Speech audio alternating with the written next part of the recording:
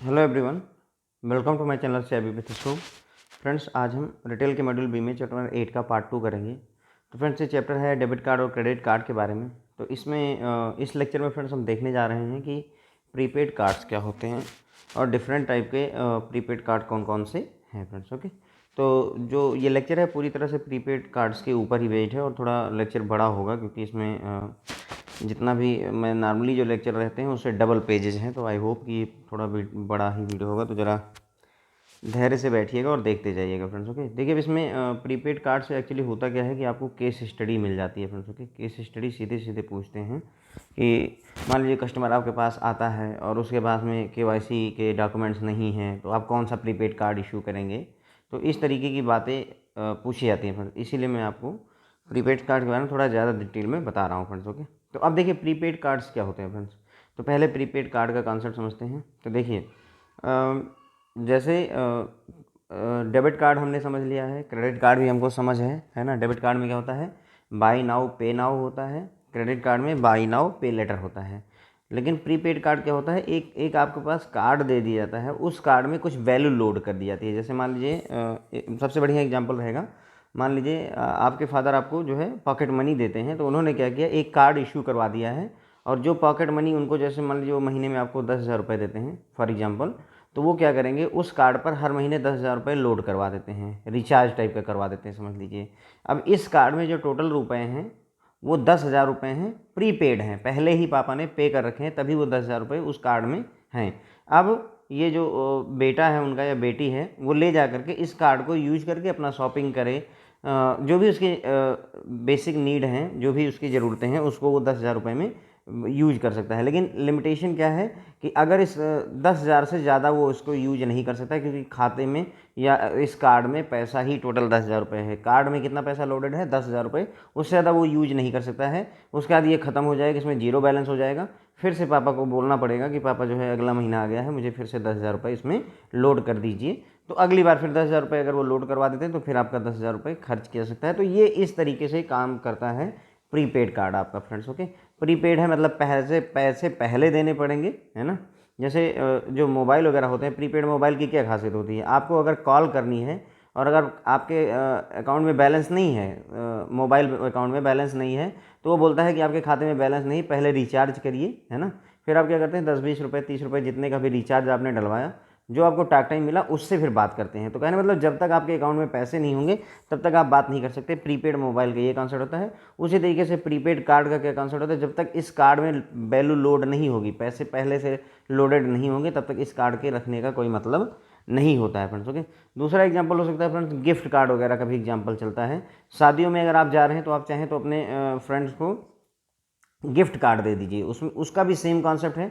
उस gift card पर मान लीजिए आपने 10,000 रुपये लोड करवा दिए, तो अब वो गिफ्ट कार्ड जो है एक तरीके से उसका कार्ड ही हो गया और उसको वो 10,000 रुपये के लिए यूज कर सकता है या कर सकती है, जिसको भी आपने गिफ्ट किया हुआ है। ठीक है फ्रेंड, तो प्रीपेड कार्ड का कॉन्सेप्ट आपको समझ में आ गया होगा आई होप। तो prepaid cards are issued with the objective to offer a service to the unbanked audience and to act as an extension of the card market. तो यहाँ पर प्रीपेड कार्ड जो इशू किए जाते हैं उसका उद्देश्य क्या होता है फ्रेंड्स, अनबैंक्ड ऑडियंस, जिन लोगों को बैंकिंग की सर्विसेज नहीं मिली है उनको जो है सर्विस ऑफर करने की कोशिश की जाती है। मतलब अगर जिसका डेबिट कार्ड क्रेडिट कार्ड है तो उसको प्रीपेड कार्ड देने का बहुत ज़्यादा लॉजिक नहीं बनता है। तो ऐसे में प्रीपेड कार्ड वही लोग ज़्यादा यूज करेंगे जो अनबैंक्ड हैं, जिनके पास बैंकिंग की सर्विसेज नहीं अवेलेबल हैं। Okay, and to act as an extension of card market, और कार्ड मार्केट के लिए एक्सटेंशन का तो काम करेगा ही, क्योंकि डेबिट कार्ड और क्रेडिट कार्ड की मार्केट थी ही, प्रीपेड कार्ड भी एंटर कर गया तो कार्ड मार्केट भी बढ़ जाती है। उसके बाद में prepaid card can be issued on solo basis. अब कोई बैंक जो है खुद अकेले भी प्रीपेड कार्ड इशू कर सकता है और थ्रू को ब्रांडेड बेसिस, और किसी दूसरे बैंक कंपनी के साथ मिल करके भी को ब्रांडेड बेसिस पर भी क्रेडिट अपना प्रीपेड कार्ड इशू कर सकता है। With bank as physical card, इसे फिजिकल कार्ड के रूप में, वर्चुअल कार्ड के रूप में या मोबाइल वॉलेट के रूप में भी इशू किया जा सकता है। तो बात क्लियर हो गई, प्रीपेड कार्ड बैंक अकेला खुद सोलो बेसिस पर भी इशू कर सकता है, खुद एक बैंक अपना खुद का प्रीपेड कार्ड ले आए। दूसरा तरीका हो सकता है कि वो को ब्रांडेड कार्ड ले आए किसी और ऑर्गेनाइजेशन के साथ, एयरलाइंस वगैरह के साथ या होटल वगैरह के साथ मिल करके को ब्रांडेड प्रीपेड कार्ड ले आए, या फिर जो है, ठीक है, तो ये दो तरीके से इशू हो सकता है। दूसरा ये फिजिकल कार्ड हो सकता है, जैसा डेबिट कार्ड और क्रेडिट कार्ड आपके हाथ में होता है उसी तरीके का ये आपका फिजिकल कार्ड हो सकता है, वर्चुअल कार्ड हो सकता है। मतलब सिर्फ जो है आपको वर्चुअली दिखाई देगा, नंबर्स वगैरह सारा कुछ काम करेगा, लेकिन आपको यू कांट टच इट, ऐसे समझ लीजिए, इसे छुआ नहीं जा सकता है, ठीक है। और मोबाइल वॉलेट भी हो सकता है, जो हमारे पेटीएम वॉलेट होते हैं, अमेजन के वॉलेट होते हैं, उस तरीके से वॉलेट भी जो है वॉलेट के तौर पर भी इशू किया जा सकता है, ठीक है फ्रेंड। तो इतनी क्लियर हो गई बातें हमें। एनपीसीआई ऑफर्स रुपए प्रीपेड कार्ड। सब national payment corporation of India क्या करता है, रुपए के प्रीपेड कार्ड के कई सारे वेरिएंट ऑफर करता है, जिसके कुछ एग्जांपल हैं। गिफ्ट कार्ड, मैंने आपको बताया कि आपको गिफ्ट करना है किसी दोस्त को, 11,000 रुपये देना है, तो आप नकदी मत दीजिए उसको, जो है एक प्रीपेड कार्ड दे दीजिए 11,000 रुपये का, जिसे हम गिफ्ट कार्ड बोलेंगे। वो उस 11,000 रुपये के कार्ड को लेगा, जहाँ चाहेगा वहाँ शॉपिंग कर पाएगा। पेरोल कार्ड, जो अपने एम्प्लॉय, कोई भी कंपनी है वो अपनी एम्प्लॉय को चाहती है कि उसकी सैलरी हम जो है उसको प्रीपेड कार्ड के थ्रू करना चाहें, तो पेरोल कार्ड इशू कर दिया जाएगा। अब कंपनी को क्या करना होगा, हर एक कार्ड पर उसकी जिस एम्प्लॉय की जितनी सैलरी है उतने रुपए उसको लोड कर देने होंगे। बैंक से लोड करवा ले या खुद से लोड कर दे, नेफ्ट आरटीजीएस वगैरह के थ्रू, ठीक है। एक बार वो लोडिंग हो गई तो वो पेरोल कार्ड की तरह ही काम करेगा। हर एम्प्लॉय को वो कार्ड दे दिया, उसके पैसे उतने मिल गए जितनी उसकी सैलरी थी, और वो उसे यूज कर सकता है। उसके बाद में वर्चुअल कार्ड के तौर पर भी, स्टूडेंट कार्ड के तौर पर भी इसे यूज किया जा सकता है। तो इतनी बातें ध्यान रखिएगा फ्रेंड्स कि प्रीपेड कार्ड क्या होते हैं। ये पहली बात तो अनबैंक्ड ऑडियंस के पर्पज़ से लाए गए हैं, ठीक है। जिनके पास बैंकिंग सर्विस नहीं उनके लिए ज़्यादातर लाया गया है। कार्ड मार्केट में एक्सटेंशन प्रोवाइड करता है, कोई डाउट नहीं है। डेबिट कार्ड, क्रेडिट कार्ड की मार्केट में एक और कार्ड की एंट्री होती है, प्रीपेड कार्ड की। प्रीपेड कार्ड बैंक खुद इशू कर सकता है या किसी ब्रांड के साथ मिल करके भी इशू कर सकता है। इसे फिजिकल फॉर्म में भी इशू किया सकता है, वर्चुअल कार्ड के तौर पर भी इशू किया सकता है, मोबाइल वॉलेट के तौर पर भी इशू किया सकता है। एनपीसीआई डिफरेंट टाइप के रुपए प्रीपेड कार्ड ऑफर करता है, जिसमें से आपका गिफ्ट कार्ड किसी को गिफ्ट देने के काम आता है, पेरोल कार्ड एम्प्लॉय की सैलरी देने के काम आता है, स्टूडेंट कार्ड जो अभी मैंने आपको बताया पापा और बेटे वाला एग्जांपल, वो समझ लीजिए एक तरीके से स्टूडेंट कार्ड ही था। और वर्चुअल कार्ड वही हो गया जिसे हम फिजिकली टच ना कर सकें फ्रेंड्स, ओके। तो ये बात हो गई हमारी प्रीपेड कार्ड के बारे में। अब देखिए हमने प्रीपेड कार्ड समझ लिया है, और प्रीपेड कार्ड आपका पार्ट होता है, ये प्रीपेड कार्ड आपका पार्ट होता है प्रीपेड पेमेंट इंस्ट्रूमेंट का फ्रेंड्स, ओके। पीपीआई का पार्ट होता है एक, ठीक है। तो प्रीपेड कार्ड जो होता है वो एक तरीके से आप समझ लीजिए कि प्रीपेड पेमेंट इंस्ट्रूमेंट का एक पार्ट होता है प्रीपेड कार्ड, ठीक है। तो प्रीपेड कार्ड के बारे में हमने इसलिए ये पढ़ा ताकि आपको ये पता चल जाए कि हम प्रीपेड पेमेंट इंस्ट्रूमेंट की जब बात कर रहे हैं तो जनरली हम प्रीपेड कार्ड की ही बात कर रहे हैं फ्रेंड्स, ओके। तो अब यहाँ हम शुरू करेंगे फ्रेंड्स प्रीपेड पेमेंट इंस्ट्रूमेंट के बारे में। तो देखिए PPIs are payment instrument that facilitate. अब जो पीपीआई होते हैं आपके प्रीपेड पेमेंट इंस्ट्रूमेंट होते हैं फ्रेंड्स, वो पेमेंट इंस्ट्रूमेंट होते हैं। पीपीआई क्या होते हैं, पीपीआईज आर पेमेंट इंस्ट्रूमेंट, ये एक पेमेंट इंस्ट्रूमेंट होते हैं दैट फैसिलिटेट। इससे हम क्या क्या कर सकते हैं, गुड्स और सर्विसेज परचेज कर सकते हैं, फाइनेंशियल सर्विसेज भी उसमें शामिल होती हैं, रेमिटेंस कर सकते हैं, एक जगह से दूसरी जगह फंड ट्रांसफ़र कर सकते हैं, और फंड भी ट्रांसफ़र कर सकते हैं, मतलब एक खाते से दूसरे खाते में या एक पीपीआई से दूसरे पीपीआई में पैसे ट्रांसफ़र किए जा सकते हैं। तो प्रीपेड पेमेंट इंस्ट्रूमेंट होते हैं जिनकी सहायता से हम गुड्स और सर्विसेज को परचेज कर सकते हैं, रेमिटेंस कर सकते हैं, और साथ ही साथ फंड को भी ट्रांसफ़र कर सकते हैं against the value stored on such instrument. लेकिन इसके लिए जो वैल्यू उस कार्ड में स्टोर होगी, है ना, प्रीपेड है, इसलिए जो पैसा अगर इस कार्ड में 1,00,000 रुपए हैं तो वही आप रिमिट कर सकते हो, वही आप फंड ट्रांसफ़र में यूज़ करते हो, वही आप परचेज और उसके लिए यूज़ कर सकते हो। पैसा कहीं और से नहीं आता है, जो भी वैल्यू स्टोर होगी आपके प्रीपेड इंस्ट्रूमेंट में वही यूज किया जा सकती है। तो क्लियर हो गई बात इतनी कि प्रीपेड इंस्ट्रूमेंट एक पेमेंट इंस्ट्रूमेंट है जिसका यूज हम सामान को खरीदने बेचने के लिए कर सकते हैं, सर्विसेज को खरीदने के लिए कर सकते हैं, रेमिटेंस के लिए कर सकते हैं, फंड ट्रांसफ़र के लिए कर सकते हैं, बशर्ते कि जो वैल्यू कार्ड में स्टोर होगी उसी को ही यूज किया जा सकता है। अब जो हमारे देश में पीपीआई इशू किए जाते हैं फ्रेंड्स, अब यहाँ से क्वेश्चंस आपके बहुत ज़्यादा बनते हैं फ्रेंड, ध्यान रखिएगा, आगे थोड़ा ज़्यादा सीरियसली पढ़िएगा। तो PPIs can be used in country are classified under 3 types, ठीक है। तो हमारे देश में जो भी पीपीआई इशू किए जाते हैं वो 3 तरीके के होते हैं, close system PPI, semi close system PPI और ओपन सिस्टम पीपीआई। डिफरेंस अगर समझना चाहिए तो PPIs can be issued as card या वॉलेट्स, है ना, इनको कार्ड के तौर पर भी इशू कर सकते हैं और वॉलेट के तौर पर भी इशू कर सकते हैं। और कार्ड में भी आपका फिजिकल कार्ड भी हो सकता है, जैसे एटीएम कार्ड, डेबिट कार्ड होते हैं, और दूसरा वर्चुअल कार्ड भी हो सकता है। तो ये ध्यान रखना है कि जो पीपीआईज होते हैं वो कार्ड के तौर पर, वॉलेट के तौर पर, और कार्ड भी 2 तरीके के, फिजिकल और वर्चुअल दोनों तरीके के इशू किए जा सकते हैं। तो हमारे देश में जो भी पीपीआई यूज की जाती हैं वो 3 टाइप की होती हैं, close system, semi close, open. तो क्लोज सिस्टम पीपीआई क्या होता है फ्रेंड, देखिए एक एग्जांपल समझिए। मान लीजिए रिलायंस ट्रेंड है कंपनी, ठीक है, रिलायंस ट्रेंड है। तो उसने क्या किया, अपने सभी कस्टमर को एक कार्ड इशू कर दिया, प्रीपेड कार्ड, पीपीआई इशू कर दी है, ठीक है।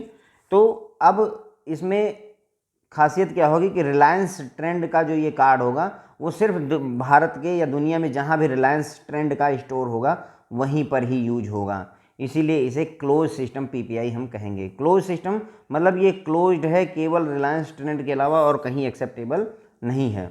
दूसरा सेमी क्लोज, क्लियर हो गया फ्रेंड्स। क्लोज सिस्टम का जो एक ही, जैसे बिग बाजार ने अपना कार्ड इशू कर दिया, मान लीजिए बिग बाजार ने पीपीआई अगर इशू कर दी, तो अब क्या होगा कि आपने शॉपिंग की तो बिग बाजार के किसी भी रिटेल चेन में आप चले जाओगे तो वहाँ इसको यूज कर सकते हो। बिग बाजार से आप बाहर निकले, इस कार्ड का कोई मतलब नहीं है, ना तो आप एटीएम से पैसे विड्रॉ कर सकते हैं, ना किसी और को पेमेंट कर सकते हैं, कुछ नहीं कर पाएंगे। तो ये क्लोज सिस्टम पीपीआई हो गया। सेमी क्लोज में थोड़ा सा ढील दी जाती है। क्लोज सिस्टम क्या कहता है कि आपने मान लीजिए बिग बाजार का प्रोडक्ट लिया, मान लीजिए बिग बाजार का कार्ड है, तो सिर्फ बिग बाजार पर ही लिमिटेशन थी। क्लोज सिस्टम वाले में सिर्फ बिग बाजार पे यूज हो सकता था। लेकिन अब क्या है कि बिग बाजार थोड़ा और आगे बढ़ाना चाहता है अपने बिजनेस को, तो उसने क्या किया कि 2-4 और संस्थाओं से मान लीजिए टाई अप कर लिया। तो मान लीजिए इसने जो है रिलायंस ट्रेंड से ही कॉन्ट्रैक्ट कर लिया, रिलायंस ट्रेंड से कॉन्ट्रैक्ट कर लिया, या जोमेटो से कॉन्ट्रैक्ट कर लिया मान लीजिए, ठीक है। तो अब क्या होगा कि बिग बाजार का ये कार्ड जिस भी संस्था के साथ ये कॉन्ट्रैक्ट कर लेगा, बिग बाजार, वो बिग बाजार करेगा, कस्टमर नहीं, जिसके साथ भी उसने कॉन्ट्रैक्ट कर लिया, जोमेटो के साथ कॉन्ट्रैक्ट कर लिया या रिलायंस ट्रेंड के साथ कर लिया, तो वहाँ पर भी ये कार्ड यूज हो सकता है। इसीलिए इसे सेमी क्लोज कहते हैं, पूरी तरह से क्लोज नहीं है, समझ लीजिए। बिग बाजार में तो यूज होगा ही होगा, उसके अलावा जोमेटो पर और रिलायंस ट्रेंड में भी यूज होगा, इसीलिए इसे सेमी क्लोज सिस्टम कहते हैं। इन एग्जाम्पल्स को फ्रेंड्स ध्यान रखेंगे तो काफ़ी सारी बातों के आंसर आप खुद कर पाएंगे। अब उसके बाद में तीसरे टाइप के कार्ड आते हैं फ्रेंड्स, ओपन सिस्टम पीपीआई। इनमें कोई ऐसी लिमिटेशन नहीं होती है, ये कहीं भी यूज हो सकते हैं, कैश विड्रॉल की भी फैसिलिटी देते हैं, हर चीज़ करवाते हैं, ठीक है। तो ये ओपन सिस्टम पीपीआई होते हैं, इसमें थर्ड पार्टी का भी कोई लिमिटेशन नहीं है, हर चीज़ हो गई। तो ये लगभग मतलब मैंने आपको अप्रॉक्स बातें बताई हैं, डिटेल में अभी इन्हीं के बारे में हम आगे पढ़ेंगे, काफ़ी सारी बातें पढ़ेंगे, लेकिन मोटा मोटी हिसाब किताब यही है फ्रेंड्स, ओके। तो पीपीआई इशू कर सकते हैं कार्ड के रूप में और वॉलेट के रूप में। चलिए अब आगे बढ़ते हैं फ्रेंड्स। देखिए अब पहला टॉपिक इसमें से उठाएंगे, क्लोज सिस्टम पीपीआई क्या होता है। तो मैंने पहले ही आपको समझाया एग्जांपल के तौर पर कि these PPIs are issued by an entity. तो इन्हें कोई ना कोई एक एंटिटी इशू करती है, यानी बैंक का जिक्र नहीं हो रहा है फ्रेंड्स, ओके। जैसे एग्जांपल के लिए Reliance trend for facilitating the purchase of goods and services from that entity only. ध्यान देंगे कि इसमें फैसिलिटेट करता है, परचेज ऑफ गुड्स और सर्विसेज आप कर सकते हैं फ्रॉम दैट एंटिटी ओनली, केवल उसी एंटिटी से। अगर रिलायंस ट्रेंड ने जो है अपना क्लोज सिस्टम पीपीआई इशू किया है तो सिर्फ रिलायंस ट्रेंड पर ही गुड्स और सर्विसेज परचेज किया सकते हैं, and do not permit cash withdrawal, और इसमें कैश का विड्रॉल नहीं हो सकता है। ध्यान रखेंगे फ्रेंड्स। तो क्लोज सिस्टम पीपीआई वही होते हैं जो एक एंटिटी द्वारा इशू किए जाते हैं और गुड्स और सर्विसेज आप परचेज कर सकते हैं, प्लस केवल उसी एंटिटी से कर पाएंगे, फ्रॉम दैट एंटिटी ओनली। अगर रिलायंस ट्रेंड ने जो है आपको क्लोज सिस्टम पीपीआई दिया हुआ है तो केवल रिलायंस ट्रेंड पर ही वो प्रीपेड इंस्ट्रूमेंट यूज होगा, और ये कैश विड्रॉल की फैसिलिटी नहीं अवेलेबल करवाते हैं। ध्यान रखिएगा, यहाँ पर कैश विड्रॉल नहीं अलाउ होता है। These instrument can not be use for payment और settlement for third party services. तो किसी भी थर्ड पार्टी सर्विस के लिए आप इसे यूज नहीं कर सकते हैं। अगर रिलायंस ट्रेंड का कार्ड है और क्लोज सिस्टम कार्ड है तो मैं ले जा करके इसको बिग बाज़ार में या फिर जो है दिल्ली मेट्रो में, इन जगहों पर कहीं और नहीं यूज कर पाऊंगा, मैकडी वगैरह में कहीं हम यूज नहीं कर सकते हैं, क्योंकि ये क्लोज सिस्टम कार्ड है, सिर्फ और सिर्फ अपनी कंपनी को देखेगा, क्लोज है। मेरी कंपनी के अलावा बाकी सब जगह के लिए ये क्लोज है और कहीं नहीं यूज हो सकता, बस केवल इसी दायरे में यूज होगा friends, okay. The issuance and operation of such instrument is not classified as payment system. यहाँ पर ध्यान दीजिएगा इस बात को कि जो अगर क्लोज्ड सिस्टम पीपीआई इशू कर रहा है कोई भी ऑर्गेनाइजेशन, ठीक है, क्लोज सिस्टम पीपीआई अगर कोई ऑर्गेनाइजेशन इशू कर रहा है तो इसे पेमेंट सिस्टम नहीं मानता है रिजर्व बैंक ऑफ इंडिया। ध्यान देंगे कि इसको इशुएंस और operation of such instrument is not classified as payment system, इसको reserve bank of India payment system नहीं मानता है, and it does not require approval authorisation from RBI. इसके लिए आरबीआई से अप्रूवल की ज़रूरत नहीं है। कहने का मतलब ये हुआ कि अगर मान लीजिए बिग बाज़ार चाहता है कि वो अपना जो है प्रीपेड कार्ड इशू करे क्लोज सिस्टम का अगर करना चाहता है, क्लोज सिस्टम का अगर प्रीपेड कार्ड इशू करना चाहता है तो उसके लिए उसे आरबीआई से अप्रूवल की ज़रूरत नहीं है। कोई भी कंपनी अपना प्रीपेड कार्ड क्लोज सिस्टम का इशू कर सकती है, क्योंकि इसको पेमेंट कार्ड नहीं, पेमेंट सिस्टम में नहीं माना जाता है। It is not considered as payment system, और इसलिए इसके लिए आरबीआई का अप्रूवल की ज़रूरत नहीं होती है। आई होप ये बात आपको क्लियर हो गई होगी। अगर कोई भी company close system PPI issue करना चाहता है तो उसके लिए उसे आरबीआई के अप्रूवल की ज़रूरत नहीं है। क्यों नहीं है? क्योंकि इस इंस्ट्रूमेंट को, क्लोज सिस्टम इंस्ट्रूमेंट को हम पेमेंट सिस्टम में क्लासीफाई ही नहीं करते, इसे पेमेंट सिस्टम मानते ही नहीं हैं। अब एक समरी देखिए, तो इसे इशू कौन करता है फ्रेंड्स? क्लोज सिस्टम पीपीआई को नॉन बैंक करते हैं, जैसे दिल्ली मेट्रो हो गया, रिलायंस ट्रेंड हो गया, बिग बाज़ार हो गया। कैश विड्रॉल अलाउ होता है तो नहीं अलाउ होता है। क्या इसे थर्ड पार्टी पर यूज कर सकते हैं? यानी दिल्ली मेट्रो का कार्ड है और मैं चाहता हूँ बिग बाज़ार में यूज करना, तो ये भी अलाउ नहीं होता है। क्लियर हो गई होगी बात। तो केवल एक काम हो रहा है, मतलब यहाँ पर दिल्ली मेट्रो इशू कर रहा है या रिलायंस ट्रेंड इशू कर रहा है, नॉन बैंक द्वारा इशू किया जाता है। कैश विड्रॉल अलाउ नहीं होता, थर्ड पार्टी यूज अलाउ नहीं होता है। ये हो गया आपका क्लोज सिस्टम पीपीआई। अब दूसरा टॉपिक उठाएंगे friends, semi close system PPI. इसमें मैंने आपको बताया था कि अगर मान लीजिए रिलायंस ट्रेंड का कार्ड है और उनकी जो है टाई अप हो गई बिग बाज़ार के साथ में, तो रिलायंस ट्रेंड में भी चलेगा, साथ साथ बिग बाज़ार में भी चल जाएगा। कल को चल करके वो जोमेटो से अगर या स्विगी से टाई अप कर लेते हैं तो आपका बिग बाज़ार में भी चलेगा, जोमेटो में भी चल जाएगा, रिलायंस ट्रेंड में तो चल ही रहा था।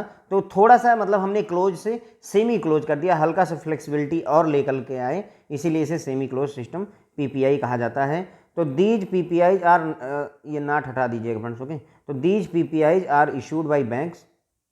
तो सेमी क्लोज पीपीआई बैंक द्वारा इशू किए जाते हैं, अप्रूव्ड बाय आरबीआई। यहाँ पर आरबीआई के अप्रूवल की ज़रूरत है।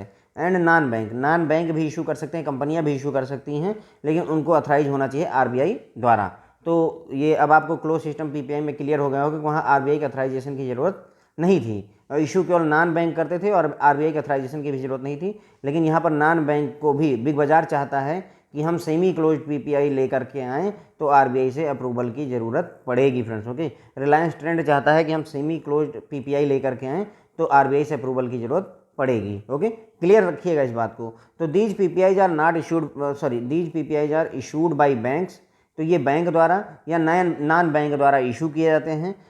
दोनों केसेस में आरबीआई के अप्रूवल की जरूरत होती है। For purchase of goods and services, तो किस पर्पज़ के लिए इशू किया जाता है? गुड्स और सर्विसेज के परचेज के लिए, including financial services, remittance facility, इन सभी काम के लिए यूज किया जाता है। At a group of clearly identified merchant location, और इनको यूज कहाँ किया जा सकता है? अपने खुद के स्टोर में भी यूज किया सकता है। और उसके अलावा a group of clearly identified merchant location, एक मर्चेंट लोकेशन जो क्लियरली आइडेंटिफाइड होती है, जैसा कि मैंने बताया आपको, रिलायंस ट्रेंड की बात की मैंने, तो साथ साथ मैंने जोमेटो का भी नाम लिया और साथ ही साथ मैंने रिलायंस आपका बिग बाज़ार का भी नाम लिया। तो ये जो बिग बाज़ार, जोमेटो वगैरह हैं, ये क्लियरली आइडेंटिफाइड जो है मर्चेंट लोकेशन है कि आपका कार्ड यहाँ पर भी एक्सेप्ट होगा। Merchant location establishment which have specific contract with the issuer. यहाँ पर जो इशूअर है, जैसे रिलायंस ट्रेंड का अगर कार्ड है तो उसका कॉन्ट्रैक्ट होना चाहिए। इशूअर कौन है? रिलायंस ट्रेंड है, उसका कॉन्ट्रैक्ट उसके साथ में अदर के साथ होना चाहिए, तभी वहाँ पर यूज किया सकता है to accept the PPI as a payment instrument. तभी वो उसे पीपीआई को as a payment instrument accept करेंगे फ्रेंड्स, ओके। मोटा मोटा कंसेप्ट आपको क्लियर हो गया होगा कि सेमी क्लोज सिस्टम पीपीआई क्या होता है। एक तो इसको इशू करते हैं बैंक और नॉन बैंक दोनों करते हैं, और आरबीआई के अप्रूवल के बाद ही करते हैं। इसको यूज किया सकता है purchase of goods and services, remittance के लिए, ठीक है। और कहाँ यूज किया सकता है? अपने खुद के चेन में या स्टोर में तो यूज किया जा सकता है, जैसे रिलायंस ट्रेंड में तो यूज किया जा सकता है। साथ ही साथ में जिन clearly identified merchant location establishment में भी यूज किया सकता है, जिनके साथ में रिलायंस ट्रेंड का टाई अप होगा, कॉन्ट्रैक्ट होगा, है ना, स्पेसिफिक कॉन्ट्रैक्ट होना चाहिए विद द इशूअर। अगर इशूअर के साथ कॉन्ट्रैक्ट है तभी वो जो है इस्टेब्लिशमेंट उसे एक्सेप्ट करेगा, वो मर्चेंट उसे एक्सेप्ट करेगा, ठीक है, पीपीआई को पेमेंट इंस्ट्रूमेंट की तरह पे। तो ये आपका सेमी क्लोज सिस्टम पीपीआई हो गया। These instrument do not permit cash withdrawal. देखिए यहाँ पर भी कैश विड्रॉल अलाउ नहीं हो रहा है, अभी ध्यान रखेंगे। इसमें भी कैश विड्रॉल अलाउ नहीं है, क्लोज्ड वाले में भी अलाउ नहीं हो रहा था, irrespective of whether they are issued by bank या नॉन बैंक। अब ये चाहे कोई बैंक इशू कर दे सेमी क्लोज्ड पीपीआई, और चाहे कोई नॉन बैंक इशू कर दे, किसी भी केस में कैश विड्रॉल की परमिशन नहीं होती है। तो अब अगर हम इसको समराइज करें तो इशू किया जाता है बैंक द्वारा या नॉन बैंक द्वारा। नॉन बैंक में आप दिल्ली मेट्रो का, रिलायंस ट्रेंड का एग्जांपल ले सकते हैं। कैश विड्रॉ अलाउ नहीं होता है यहाँ पर भी। थर्ड पार्टी यूजेज अलाउ हो सकता है बशर्ते कि ओनली इफ़ ये कंडीशन रहेगी कि दिल्ली मेट्रो का कॉन्ट्रैक्ट बिग बाज़ार के साथ हो, तभी इसे यूज किया सकता है। तो अगर आप क्लोज्ड वाला देखें, याद करिए क्लोज्ड वाला जो था, तो उसमें पहली बात तो ये था कि ये नॉन बैंक द्वारा क्लोज्ड वाला इशू किया जाता है। कैश विड्रॉल उसमें भी नहीं अलाउ था, उसमें थर्ड पार्टी नॉट अलाउड था। बाकी ये सब कोई बात ही नहीं थी। ये मैं क्लोज्ड वाले का बता रहा हूँ, पहला वाला जो था। अब सेमी क्लोज में क्या चेंजेज आए? सेमी क्लोज में बैंक और नॉन बैंक दोनों इशू कर सकते हैं, यानी जैसे दिल्ली मेट्रो इशू कर दें, कोई बैंक ऑफ बड़ौदा, महाराष्ट्र कोई भी इशू कर दें। कैश विड्रॉल इसमें भी अलाउ नहीं होता है। थर्ड पार्टी यूजेज अलाउ होते हैं, जैसे बिग बाज़ार में आप थर्ड पार्टी, बिग बाज़ार हो गई, वहाँ यूज कर सकते हैं। लेकिन दिल्ली मेट्रो का जिसका कार्ड है उसका कॉन्ट्रैक्ट उस थर्ड पार्टी के साथ होना चाहिए, तभी यूज करना अलाउ किया जा सकता है। फ्रेंड ध्यान रखेंगे इस बात। देखिए यहीं से आपके क्वेश्चंस बनेंगे, इसीलिए मैं इसको समराइज कर दे रहा हूँ। डिटेल में तो हम बातें कर ही रहे हैं, लेकिन समराइज भी पढ़ रहे हैं। तो what are the types of semi closed PPI? अब ये पूछ रहे हैं कि सेमी क्लोज्ड पीपीआई कौन कौन सी हैं। तो देखिए सेमी क्लोज्ड पीपीआई जो है 3 तरीके की हो सकती है फ्रेंड्स आपकी। देखिए what are the types of semi closed PPI, 3 तरीके की होती हैं। एक तो PPI up to 10,000 where minimum details of the PPI holder are obtained. तो 3 तरीके के कौन कौन से हैं? एक तो देखिए यहाँ पर एक समराइज करता हूँ मैं। आउटस्टैंडिंग 10,000, आउटस्टैंडिंग 10,000, आउटस्टैंडिंग 1 लाख रुपए पॉसिबल होता है। अगर फुल केवाईसी हुई है तो पीपीआई होगा जो उसमें आउटस्टैंडिंग 1 लाख हो सकता है। अगर पीपीआई होगा जिसमें मिनिमम डिटेल उसने कस्टमर ने दी है, जिसे मिनिमम डिटेल पीपीआई कहते हैं, तो 10,000 रुपये तक आउटस्टैंडिंग हो सकती है। और अगर केवल बैंक से कैश लोड करवाना, मतलब बैंक से अकाउंट से लोड करवाना चाहता है, तो उस तरीके का भी पीपीआई इशू किया सकता है। उसमें भी आउटस्टैंडिंग 10,000 रुपये ही होती है। पहले में और दूसरे में क्या डिफरेंस है? अब आपको लग रहा होगा कि 10,000 आउटस्टैंडिंग यहाँ भी है, 10,000 आउटस्टैंडिंग यहाँ भी है। इसमें और इसमें डिफरेंस ये है फ्रेंड्स, इसमें मिनिमम डिटेल पीपीआई में कैश वगैरह से लोडिंग हो जाएगी इस कार्ड में, जबकि यहाँ पर बैंक अकाउंट से ही लोडिंग हुई। यही इतना डिफरेंस है। यहाँ आप कैश लेकर के गए, मिनिमम डिटेल आपने दे दी, आपके डेबिट कार्ड, आपके जो है प्रीपेड कार्ड में पैसा लोड कर दिया गया कैश के थ्रू, तो उसे पीपीआई जिसमें आउटस्टैंडिंग 10,000 हो सकती है वो पहला टाइप हो जाएगा। और दूसरा पीपीआई का टाइप है जिसमें बैंक अकाउंट से ही लोड होगा, 10,000 रुपये ही आउटस्टैंडिंग मैक्सिमम हो सकती है। और तीसरा होगा एक पीपीआई जिसमें फुल केवाईसी हुई रहेगी, उसमें 1 लाख रुपये तक की आपकी 1 लाख रुपये तक की आउटस्टैंडिंग हो सकती है।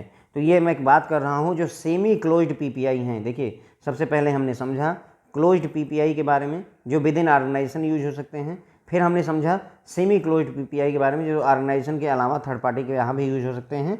अब इसी सेमी क्लोज्ड पीपीआई के ही वैरायटी की मैं यहाँ पर बात कर रहा हूँ। सेमी क्लोज्ड पीपीआई 3 तरीके के होते हैं। क्वेश्चंस पूछे जाते हैं फ्रेंड, थोड़ा सा ध्यान रख करके ही जाइएगा। 10,000 रुपये आउटस्टैंडिंग, 10,000 रुपये आउटस्टैंडिंग, 1 लाख रुपये आउटस्टैंडिंग हो सकता है। किसी भी समय खाते में मैक्सिमम इतना आउटस्टैंडिंग हो सकता है, इतना रुपए हो सकते हैं। अगर फुल केवाईसी हुई पड़ी है तो 1 लाख रुपए हो सकता है। अगर बैंक अकाउंट से लोड करवा रहे हैं आप अपने कार्ड को, तो 10,000 रुपये हो सकता है आउटस्टैंडिंग। और अगर मिनिमम डिटेल दे करके आपने पीपीआई इशू करवाने की कोशिश की है तो भी आउटस्टैंडिंग 10,000 रुपये हो सकते हैं। ये 3 टाइप के कार्ड हैं। तीनों टाइप के कार्ड की हम अभी डिटेल में यहाँ पर चर्चा करेंगे। अब अगला सवाल ये है फ्रेंड्स कि जो यहाँ पर फुल केवाईसी कहा गया, फुल केवाईसी पीपीआई, तब तो कोई दिक्कत नहीं, हमें पता है केवाईसी में क्या क्या लेना होता है। लेकिन अगर कोई कस्टमर आपके पास मिनिमम डिटेल पीपीआई इशू करवाने आता है या बैंक अकाउंट जो है बैंक अकाउंट से लोडिंग वाला पीपीआई इशू करवाने आता है, तो आपको क्या क्या डिटेल लेनी पड़ेगी? तो वही बता रहा है कि what are the details to be obtained in a minimum detail PPI and PPI with loading only from bank account. तो अगर मान लीजिए आपके पास कोई कस्टमर आता है, वो कहता है मुझे मिनिमम डिटेल पीपीआई इशू करना है, तो आप उससे क्या क्या चीज़ें लेंगे?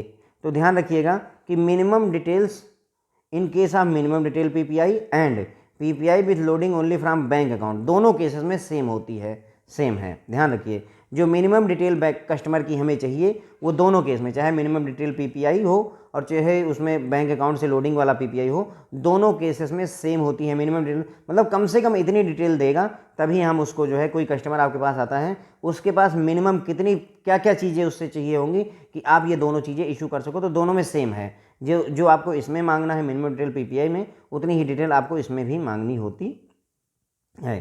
ठीक है। अब क्या क्या चीज़ चाहिए, ये फ्रेंड्स जो है पिछली बार जो आपका वो आया था केस स्टडी आई थी, उसमें ये चीज़ पूछी गई थी कि एक कस्टमर आपके पास आता है और उसके पास में कोई KYC डॉक्यूमेंट नहीं है। अब देखिए क्वेश्चन इसी बात को कैसे वो घुमाते हैं, उसके पास कोई KYC डॉक्यूमेंट नहीं है, तो वो आपसे पूछता है कि मुझे जो है एक जो है प्रीपेड कार्ड इशू कर दीजिए।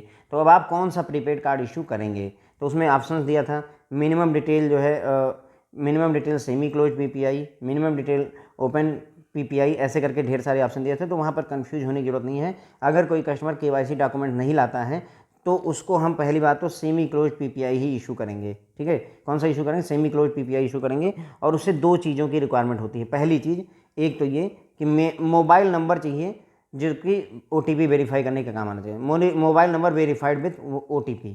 ठीक है, तो हमें मोबाइल नंबर चाहिए कस्टमर का OTP वेरीफाइड होना, OTP वेरीफाई करने के लिए, ऐसे कह लीजिए हमें मोबाइल नंबर चाहिए कस्टमर का उसका OTP वेरीफाई करने के लिए। और दूसरा एक सेल्फ डिक्लेरेशन ऑफ नेम देगा कस्टमर, अपने नाम का डिक्लेरेशन देगा और यूनिक आइडेंटिटी या आइडेंटिफिकेशन नंबर देगा किसी भी मैंडेटरी डॉक्यूमेंट या ऑफिशियली वैलिड डॉक्यूमेंट का। देखिए यहाँ पर ध्यान दीजिए कि अपने नाम का एक सेल्फ डिक्लेरेशन देगा, A4 पेपर पर या सादे कागज़ पर अपने नाम का डिक्लेरेशन देगा, मेरा नाम ये है, पता ये है, ये वो सारी डिटेल लिखेगा। और साथ ही साथ एक नंबर आपको प्रोवाइड करेगा, यूनिक आइडेंटिटी या आइडेंटिफिकेशन नंबर सिर्फ देगा। ध्यान दीजिए, आपको पैन कार्ड का नंबर बता देगा, पासपोर्ट का नंबर बता देगा, ड्राइविंग लाइसेंस का नंबर बता देगा, आधार कार्ड का वोटर ID का नंबर बता देगा, कोई कुछ देगा नहीं उसमें से। ध्यान देंगे यहाँ पर, हमें चाहिए नहीं कोई ऑफिशियली वैलिड डॉक्यूमेंट, कोई चाहिए नहीं, बस उसका नंबर चाहिए हमें, यूनिक आइडेंटिटी आइडेंटिफिकेशन नंबर चाहिए किसी भी मैंडेटरी डॉक्यूमेंट का, जो कि 7 हैं यहाँ पर। ठीक है फ्रेंड, तो ध्यान रखिए अगर कोई कस्टमर आता है बिना KYC का PPI इशू करवाने के लिए तो हमें दो तीन चीज़ें चाहिए। तीन क्या, एक तो उसका मोबाइल नंबर चाहिए OTP वेरिफिकेशन के लिए विथ OTP 1 टाइम पिन, है ना, mobile number verified with OTP चाहिए। और दूसरा चाहिए उसका सेल्फ नेम डिक्लेरेशन, है ना, उसके नाम का डिक्लेरेशन देगा, सेल्फ नेम डिक्लेरेशन देगा। और तीसरी चीज़ क्या देगा, जो भी वैलिड जो ऑफिशियली वैलिड डॉक्यूमेंट हैं उनका नंबर केवल बता देगा फ्रेंड्स। ओके, हमें OBD की फोटोकॉपी या ओरिजिनल नहीं चाहिए होता, उसका केवल नंबर बता दें कि सर मेरा आधार कार्ड का नंबर ये है, या मेरा ड्राइविंग लाइसेंस का नंबर ये है, या मेरे पैन कार्ड का नंबर ये है, दैट विल बी ओके। तो 3 चीज़ें हो गई, एक तो मोबाइल नंबर चाहिए होगा OTP के साथ में, ठीक है, OTP के लिए एलिजिबल होना चाहिए, ऐसे समझ लीजिए। दूसरा उसका नाम का डिक्लेरेशन चाहिए, नाम का सेल्फ डिक्लेरेशन चाहिए कि मेरा नाम ये है एक कागज़ पर। और तीसरा उसकी जो है किसी एक जो है आइडेंटिटी कार्ड का, है ना, किसी एक आइडेंटिटी कार्ड का नंबर चाहिए होगा। आइडेंटिटी कार्ड कौन कौन से वैलिड हैं, वो ये 7 हैं फ्रेंड्स, जो present list of mandatory documents officially valid document में 7 हैं। पैन, वो पैन नंबर बता दे काम चल जाएगा, वो पासपोर्ट का नंबर बता दे केवल काम चल जाएगा, ड्राइविंग लाइसेंस का नंबर बता दे चल जाएगा, वोटर ID कार्ड जो होता है उसका नंबर बता दे, नरेगा जॉब कार्ड का नंबर बता दे, proof of possession of Aadhaar card number, Aadhaar card जो नंबर अप्लाई किया हुआ है उसका नंबर दे दे, letter issued by national population register तो उसका भी नंबर बता दे, तो भी हम उसको PPI इशू कर सकते हैं। यहाँ पर हमें उसकी फ़ोटोकॉपी की या ओरिजिनल की ज़रूरत नहीं होती है। क्यों? क्योंकि उसके पास अगर KYC होती तो वो कस्टमर आपके पास में मिनिमम के लिए ना आता। समझिए आप इस बात को, अगर उसके पास में KYC होती तो वो मिनिमम डिटेल PPI या PPI loading from bank account से ना आता, वो सीधे सीधे बोलता कि आप हमको जो है KYC वाला PPI इशू कर दीजिए फ्रेंड्स। ओके, क्लियर हो गई, इतनी बात क्लियर हो गई अब आपको। तो आपके पास कोई कस्टमर आता है जिसका हमें फुल KYC करवाने का ऑप्शन नहीं है, तो क्या बात होगी, तो ये ध्यान रखिएगा कि मैक्सिमम आउटस्टैंडिंग 10,000 रुपये हो सकती है अगर KYC नहीं हुई पड़ी है। 10,000 से ज़्यादा आउटस्टैंडिंग किसी समय पर नहीं हो सकती। अगर फुल KYC करवा लोगे तो 1 लाख रुपये हो जाएगी। 3 चीज़ें चाहिए, मैंने आपको समझा दिया क्या क्या चीज़ें चाहिए। मिनिमम डिटेल्स PPI, फीचर क्या है मिनिमम डिटेल PPI के, अब देखिए 3 तरीके के थे ना, मिनिमम डिटेल PPI के बारे में पढ़ेंगे, फिर जिसमें बैंक अकाउंट सिक्योर लोडिंग होगी उसके बारे में पढ़ेंगे, और फिर फुल KYC वाले बारे में पढ़ेंगे फ्रेंड्स। ओके, तो अब मिनिमम डिटेल PPI जो है उसके लिए पहली बात तो हमें क्या चाहिए, एक तो मोबाइल नंबर चाहिए OTP वाला, ठीक है, मोबाइल नंबर OTP वेरीफाइड। उसके बाद में दूसरी चीज़ क्या चाहिए, उसके नेम का डिक्लेरेशन चाहिए, नेम डिक्लेरेशन चाहिए। और तीसरी चीज़ क्या चाहिए, जो 7 जो है ऑफिशियली वैलिड डॉक्यूमेंट हैं या मैंडेटरी डॉक्यूमेंट हैं उनका नंबर बता दे, आइडेंटिफिकेशन नंबर बता दें, तो भी हमारा काम चल सकता है। हम उसे minimum detail PPI, semi close PPI issue हो रहा है फ्रेंड्स, इस समय हम सेमी क्लोज PPI पर ही हैं, उसे इशू कर सकते हैं। तो amount loaded during any month shall not exceed 10,000। अब इसमें देखिए ज़्यादातर लिमिट 10,000 रुपये की है मिनिमम डिटेल पीपीआई में। एक महीने में ज़्यादा से ज़्यादा कितना लोड किया सकता है? 10,000 रुपये। टोटल अमाउंट पूरे फाइनेंशियल ईयर में ज़्यादा से ज़्यादा कितना हो सकता है? 1,00,000 रुपये। 1,00,000 से ज़्यादा नहीं हो सकता है। किसी भी समय पर, किसी भी पॉइंट ऑफ टाइम पर ज़्यादा से ज़्यादा बैलेंस अकाउंट में कितना हो सकता है? 10,000 रुपये। किसी महीने में ज़्यादा से ज़्यादा डेबिट कितना हो सकता है? 10,000 रुपये। ठीक है, तो एक तरीके से देखा जाए तो खाते में लोडिंग ज़्यादा से ज़्यादा 10,000 रुपये की। किसी भी समय पर खाते में ज़्यादा से ज़्यादा कितना हो सकता है? खाता का मतलब यहाँ पर मैं सेमी क्लोज पीपीआई की बात कर रहा हूँ, मिनिमम डिटेल पीपीआई की बात कर रहा हूँ। खाते का मतलब ये समझिएगा, ठीक है फ्रेंड्स, नहीं तो कन्फ्यूज। तो मिनिमम डिटेल पीपीआई की ही बात कर रहा हूँ फ्रेंड्स, ओके। और उसके बाद में total amount to be debited and any given month, किसी भी महीने में ज़्यादा से ज़्यादा कितना डेबिट किया सकता है उसके अकाउंट से? 10,000 रुपये कह सकते हैं। और पूरे साल में, पूरे फाइनेंशियल ईयर में जो मतलब टोटल लोडिंग है ना, total amount loaded during financial year 1,00,000 से ज़्यादा नहीं हो सकता है। यानी हर महीने आप ज़्यादा से ज़्यादा 10,000 रुपये लोड कर सकते हैं, पूरे साल भर में ज़्यादा से ज़्यादा 1,00,000 रुपये लोड कर सकते हैं। किसी भी समय में मतलब प्रीपेड कार्ड में 10,000 रुपये से ज़्यादा नहीं हो सकते हैं। और किसी भी महीने में आप ज़्यादा से ज़्यादा 10,000 रुपये अपने मतलब कार्ड से डेबिट कर सकते हैं। अब ये हो गया फ्रेंड्स आपका मिनिमम डिटेल पीपीआई। और जब अकाउंट बैलेंस मतलब जो जिसमें हम लोडिंग करवाते हैं, feature of PPI with loading only from bank account, वहाँ पर यहाँ पर क्या है? कैश वगैरह से लोडिंग हो जा रही है friends, okay. Minimum detail PPI जो है इसमें कैश वगैरह से लोडिंग हो जा रही है। और डॉक्यूमेंट्स वही चाहिए, उसके लिए भी वही चाहिए, इसके लिए भी। अब इसमें और उसमें बस ये डिफरेंस है फ्रेंड्स, ओके। वहाँ पर क्या था? साल भर में ज़्यादा से ज़्यादा 1,00,000 रुपये लोड हो सकते थे। यहाँ पर साल भर में ज़्यादा से ज़्यादा 1,20,000 रुपये लोड हो सकते हैं।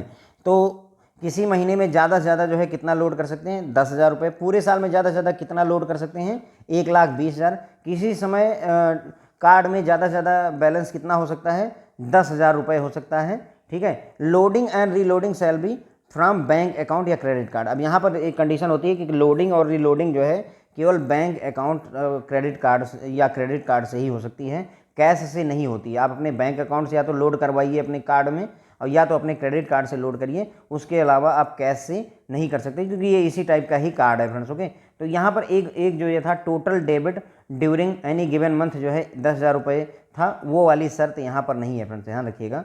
केवल 2 चेंजेस आ रहे हैं। एक पहला चेंज ये है कि यहाँ पर 1,00,000 साल भर में आउटस्टैंडिंग ज़्यादा से ज़्यादा साल भर में कितना लोड हो सकता है?